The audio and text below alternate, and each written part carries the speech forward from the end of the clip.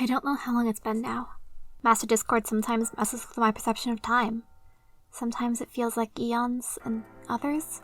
If I didn't have clear memories of Larjack's little sister growing up and dying of old age after Scootaloo dies an adult mare-defying master, I'd think it all happened yesterday. The elements of chaos seem to have rendered us immortal.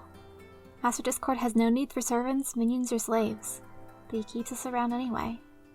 Larjack is the only one of us who really seems to remember how things were before everything began. She smiles and tells me that everything was rigidly frozen with order before Master Discord took control, that nothing and no one ever changed, and the world was caught in a predictable, monotone cycle. I'm relatively certain she's lying, though it's hard to tell. She's gotten much better since things began. I know she's only saying it to make me happy, so I'm not angry. I'm glad she's willing to lie for my sake. I sometimes go into a daze and wander the palace aimlessly until I somehow end up in the gallery. Nothing is ever the same between visits except the statues in the middle. A solid gold statue of a large alicorn that shines like the sun, and a smaller silver one that shimmers like the moon. I don't understand why, but I always end up crying while looking at them. Fluttercurl thinks I need to grow up. Reverie doesn't care or notice. Angry Pie is always asking what I'm crying over. Larjack just says I'm crying because the statues are so beautiful. Dash always begins to tell me something, then stops before saying anything meaningful. One of my duties is having to wash and feed Spike. It takes a long time since he's so big. Master Discord likes riding him around like a party horse, sometimes to intimidate the masses, and sometimes just for fun. It always leaves Spike so tired. Reverie spends her days in her bedroom, or her other storage rooms for her jewels. There's not much of a difference. She's always filthy. Her coat and mane are matted with centuries of dust from digging around in the dirt to add to her collection. She rubs herself against the rocks and stones in the room the way you would a lover.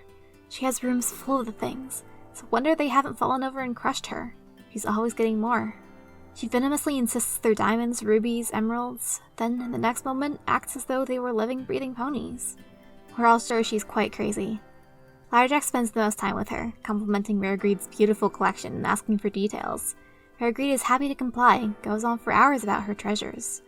Reverie had a caretaker once, a sweet white mare with a pink mane and a talent for singing. She passed away some time ago. Oddly, the streaks of fur just below Reverie's eyes were whiter than they had been in decades the day she passed. Angry Pie once called her collection a bunch of dumb rocks. Reverie gave her a broken jaw. Trader Dash said that was the first time Reverie had given anything in a long time. I can't remember when Reverie has given away anything ever. Larjack told Reverie Angry Pie was just seeing things, and of course the treasures weren't rocks. There was no reason to be upset. Whatever you do, don't laugh around Angry Pie. It'll be the last mistake you make. Just take a look at the alligator skin on her wall to know what I mean. She almost seems to hunt down ponies, dragons, diamond dogs, griffins, zebras, anything that laughs. Master Discord approves. Master once laughed near her. She reacted naturally. Mercifully, all she got was a broken leg that refused to heal. Hasn't slowed her down one bit. Don't ask what Fluttercurl does. You don't want to know. Trader Dash is always trying to protect or save ponies who get in the way of Master's games.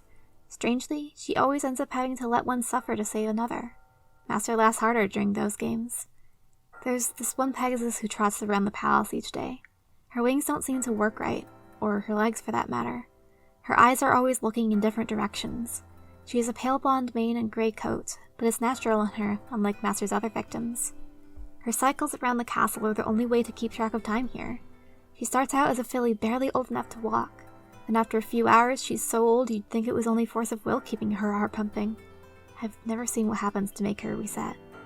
She's always carrying a unicorn filly-shaped muffin on her back, keeping it safe from the hungry birds. She speaks to it often. "No, please, she's my muffin, she's my baby, please don't," she rambles. She doesn't seem to even notice when I try to speak with her. She's always counting down a number of laps each day, telling the muffin everything will be okay once she's done them all. Last I checked, she was down to only 8 quadrillion. He promised, you'll be okay soon. As soon as we finish Dinky, he promised, you'll be you. This pale blue unicorn with a magic wand cutie mark wandered into the palace once. She was older than old, practically skin and bones. None of the others gave her much mind, except me, Larjack, and Trader Dash. Larjack just told her a sweet nothing that made her smile, though I didn't hear what she said. Trader Dash looked like she had seen a ghost.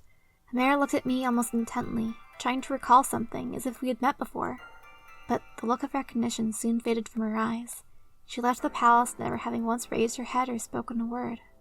Despite Larjack's best efforts, I found out she died of a heart attack soon after, and Trader Dash and Larjack buried her body on the palace grounds.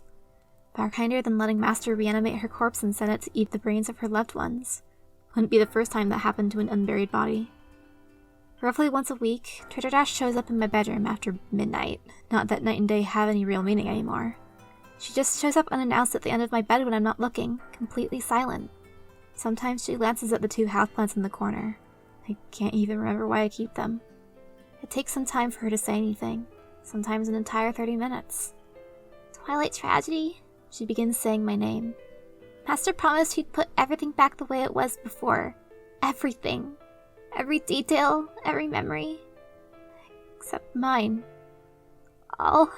She tears up. All I need to do, she hiccups, is murder the pony I care about the most.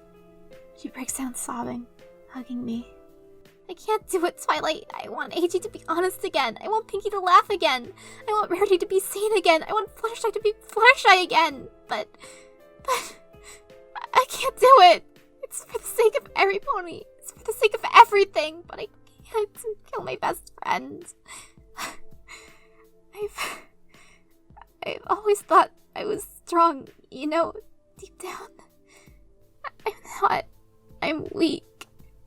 I'm a traitor. I'm a traitor. I'm a traitor. She falls asleep in my forelegs. I wonder about it the next morning, wandering the ever-changing castle halls. I wonder what Dash meant in earnest, confused on how she described the others. Then it all comes back like a crack of thunder. I remember! Celestia, Luna, Mom, Dad, all of us. This is wrong. It can't be real. It isn't real. I use my horn to guide me. I'll cure them. I'll lead them. I won't fail. I can't fail. I mustn't fail. Blood pumps through me as I feel my colors returning to me after far too long.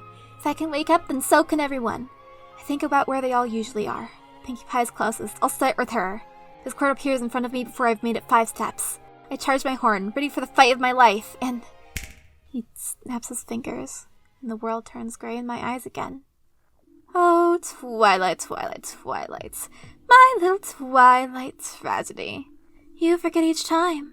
The only reason you ever wake up each time at all is when and if I want you to. I don't know how long it's been now. Master Discord sometimes messes with my perception of time. Sometimes it feels like eons, and others? If I didn't have clear memories of Larjack's little sister growing up and dying of old age, after Scootaloo dies an adult mare-defying master, I'd think it all happened yesterday. The elements of chaos seem to have rendered us immortal.